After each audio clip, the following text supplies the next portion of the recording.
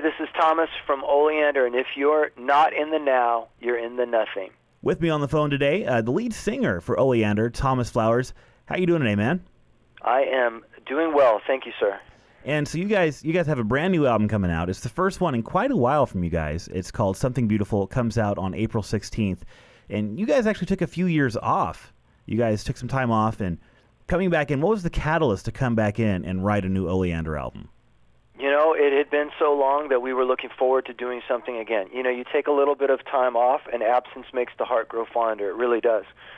So we got to talking, and everybody was in a mood for getting back into the rehearsal room for no other reason than to just kind of, go through some older stuff, have fun, play. And within 15 minutes, we wrote Daylight, which ended up being on the record. It's one of my favorite songs on the record. We knew that we had something really special going on, and we just decided to keep going. It was as simple as us calling each other up and saying, "Hey, you guys want to get together and dust off the equipment?" Everybody was up for it. We got together, a lot of laughs, and some really, really good music came out of it. Very cool. And it wasn't like a standard like behind the music moment where you guys got in a fight and went your separate ways. You guys actually just took some time off to kind of recharge the batteries, right? Absolutely. I mean, think about what we'd been doing for so long.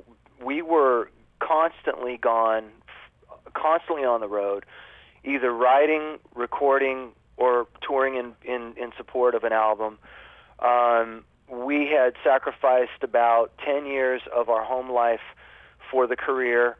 The year that we decided to walk away from the obligations related to the industry, I believe we were on the road 200 days that year alone.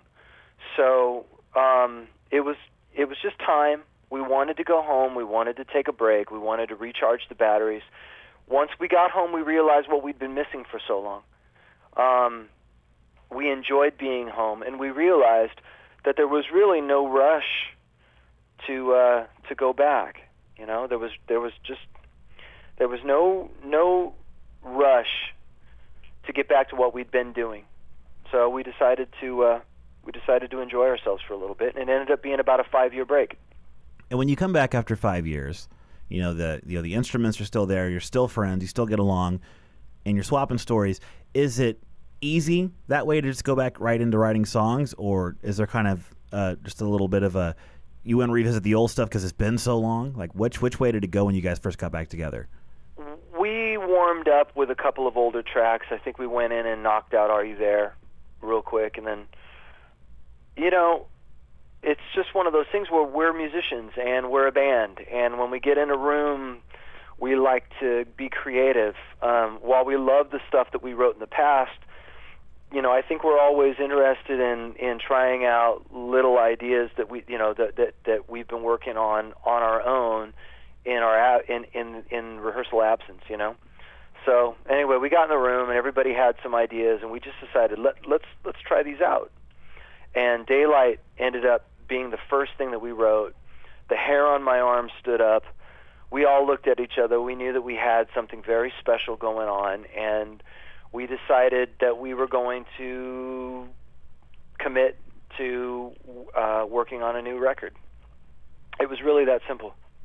And when you started working on the new record, was there any kind of was it just kind of let's go in the studio and hammer this out, or is there any kind of distress over, well, we have to find a label to put it out, or we have to do this, or was it just kind of let's just go in and have fun and worry about all that stuff later? No, that's one of the reasons why this album is as good as it is, because we had the luxury of time. There was zero pressure from any label. It was simply and purely about us getting together and doing whatever we wanted to do, both musically, timeline, you name it. You've got your whole life to write your first album. We had that luxury with February Sun, but from that point forward, we were on a treadmill in the industry. We had deadlines and pressure, and we did everything that we were asked to do. When we stepped away, all that clutter that we had accumulated went away with it.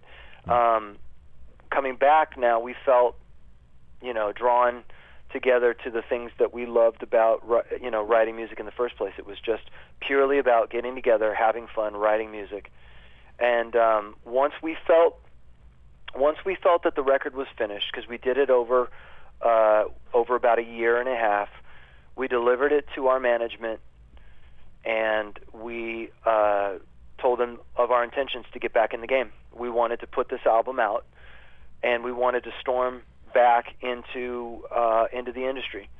You know, we want to punch people right in the mouth with this album and get them listening. And to me, as a music fan, it seems kind of like the better albums come out of that environment where there is the freedom and there is the friendship and there's not the pressure to get it out quick or to get a hit out to radio. I mean, it just seems like that makes for a better record. I mean, do you feel like that kind of helped in a way to write the songs and have that freedom to really feel like this is something you can be proud of with the new album, Something Beautiful? Yeah, absolutely. There's no doubt about it. Without question.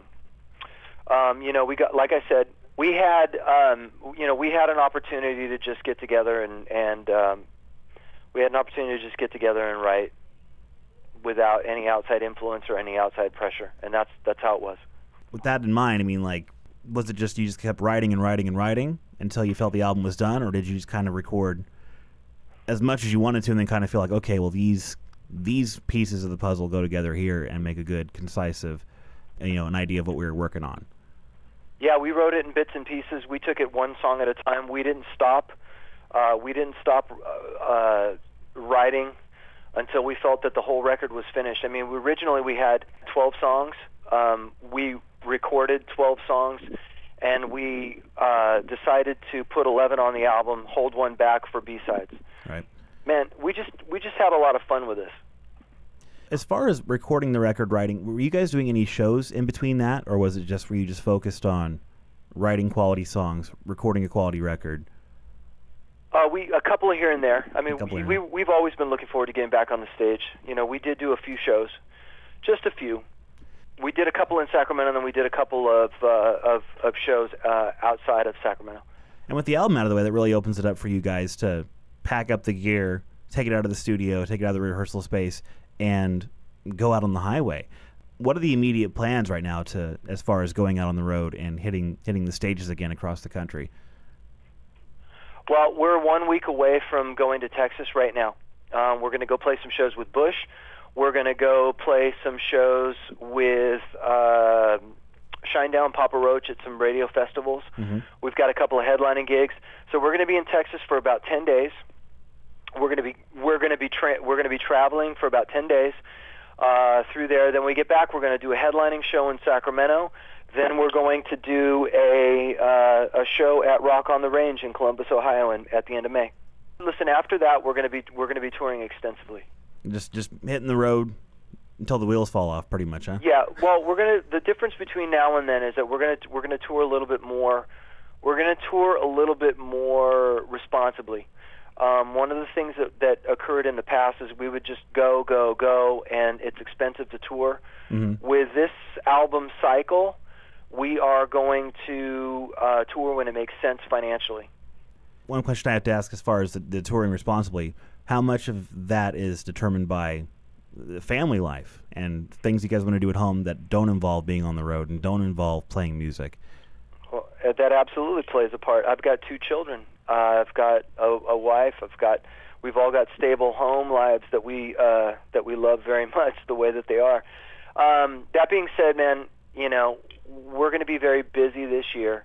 Mm-hmm. We're going to find a balance between life on the road and life at home. Many of our friends in the industry who've been doing it for a very long time, they're going to be very accommodating for us to be able to not only play high impact shows, but make sure that our families are able to join us out on the road. We're just going to do things differently. We're coming back with a lifetime worth of experience behind us that we're going to be able to draw upon moving forward. And I think that as long as the album connects with listeners and radio, as long as there's an audience for us to go play to, we're all going to be happy, family and band. Is there any chance the family could tag along and kind of see what your life's work, I guess, has been about? Putting like all this blood, sweat, and tears over the last 10, 15 years into this project. Have the family seen that live yet, or would this be the first time? Yeah. One of the highlights of last year was my 6-year-old son and my 10-year-old daughter were able to join me for a big radio festival that we played, and it was nice. They were side stage rocking out while I was rocking out, and they're going to be able to go out on the road with us, especially over the summer when when they're out of school. Right. They're going to be able to go out on the road with us. They're going to get to see what I do when I'm playing the part of singer in a band, and that's a side of me that they've only got glimpses of. I kind of imagine it kind of like where it's just kind of where they not only love the music probably because they're around it and they hear it and they're like, oh, Dad, I like this song, but then they're also kind of like they see all these people that are just rocking out to the song that their dad wrote, so they get to be like, oh wow, everybody in this place is loving what my dad does. Yeah, it's a big deal. It's a big deal, and again, that's a benefit of where we are today in our lives. That's rewarding. I mean, I got the biggest kick out of looking side stage and seeing my kids bright-eyed, smiling, and rocking out. That was fun to me. Yeah. I mean, they 10 and 6. I mean, they probably weren't really old enough to remember, if they were born yet, the time when you guys were on the road 200 days a year. No, they had no concept whatsoever of me as anything other than being Dad. Yeah. With that in mind, I mean, so you guys probably just go out for a little while, come back home, recharge the batteries again instead of just going out 200 constant days on the road, correct? Yeah, we won't be doing that again. It's kind of like that you do that when you're paying your dues, when you're really trying to build your fan base. And now you can you've got the fan base, you can take time, relax, write the songs, and tour, like what you're saying, when it makes more sense. It just kind of seems like you kind of put those miles behind you, building up the fan base to be able to do that. Yeah, absolutely. That's the name of the game. Look, we don't have to do this. Back then, we felt like we had to do it. Mm-hmm. It was everything. And where we're at today is it's a part of our life. It's not our life. Yeah. The band thing is a part of our life, and we're certainly looking forward to it. I've been going back and forth, texting all morning long with our bass player and our guitarist about getting ready for this road trip next week, and how excited everybody is to get back in a passenger van with a trailer and booking out to Texas for a run. So I think that's where we're at right now. We kind of have the best of both worlds going on, and we're looking forward to taking full advantage of both. Did you guys are playing with Bush and Papa Roach coming up on the dates early this summer? Did you ever get a chance to play with any of those bands that you're playing with at these festivals now back in the day? Yeah, radio shows. We never toured specifically with Bush or with Papa Roach, but the beautiful thing about big radio festivals is that you get to run into your friends at these shows, especially if you're playing at those shows. And this will be the first time in a long time that we've ran into these guys. So, yeah. Looking forward to that. And how much do these festivals feel like a summer camp?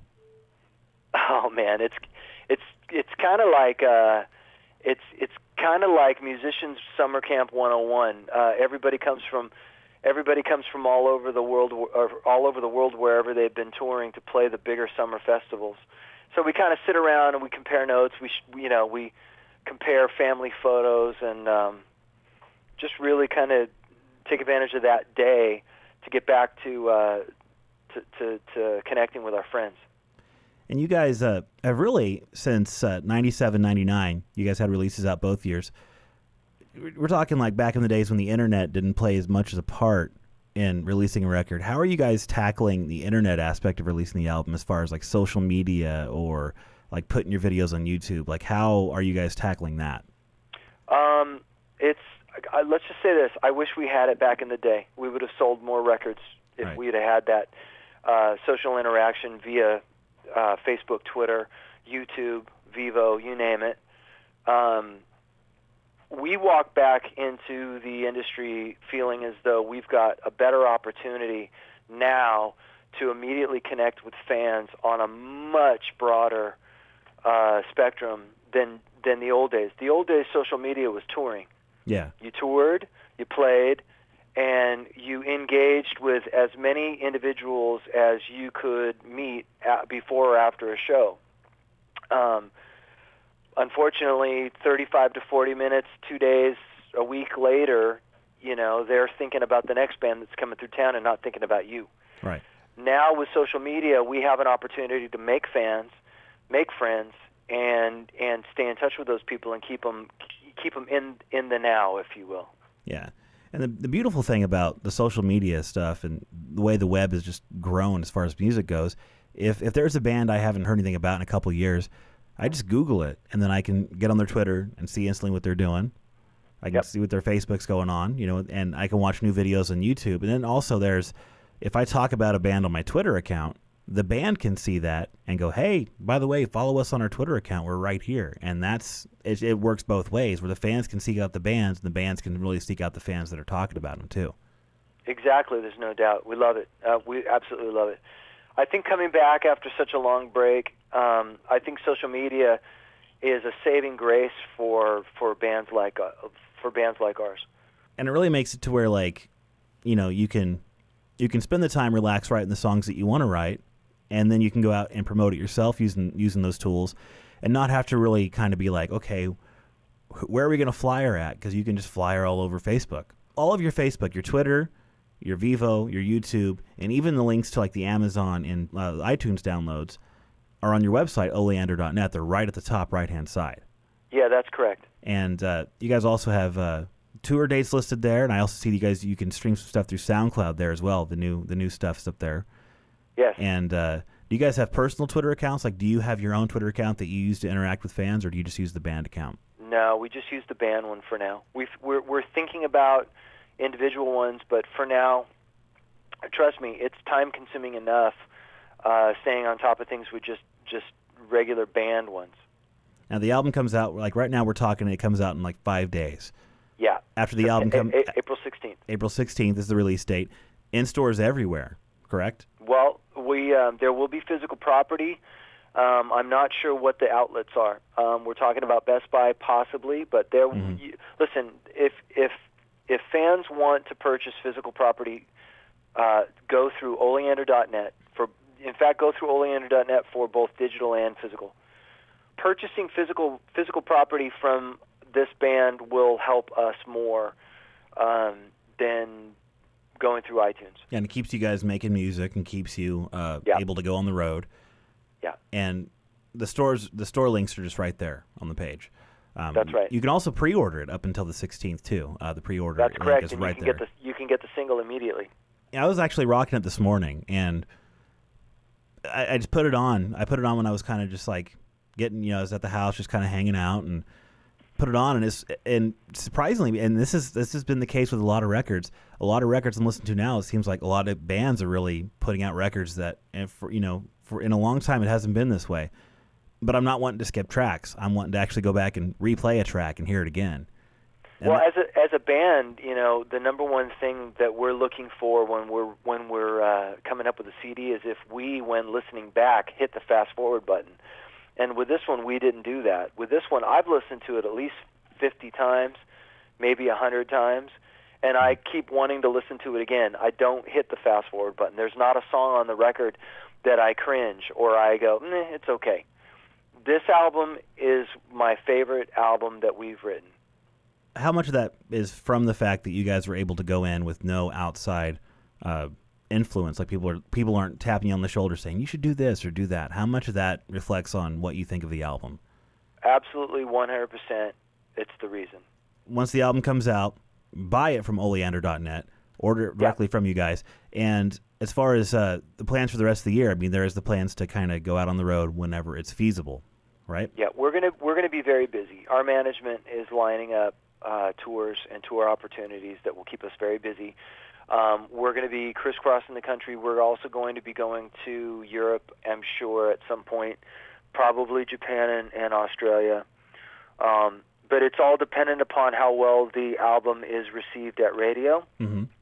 and it's certainly dependent upon fan reaction. So, our goal is to get our fans as engaged as possible. Follow us on Twitter, follow us on Facebook, contact radio stations consistently, request the new song, and, get a buzz going. And the website, again, is oleander.net, and on the phone with me today is Thomas Flowers. Man, thanks for talking about the album today. It's been a real pleasure talking to you about that and your tour plans coming up later this year. Absolutely. If you need anything else from us, by all means, get a hold of us. If anybody wants to reach out to us, we are totally accessible via our socials. And every link for the social networks is at oleander.net, too, and you can pre-order the album there up until the 16th, and after the 16th, you can just straight out buy the record. Yep, that's right. So go out and buy it. All right, oleander.net, and Thomas Flowers, once again, thank you for talking on the phone with us today. You're welcome. Talk to you soon.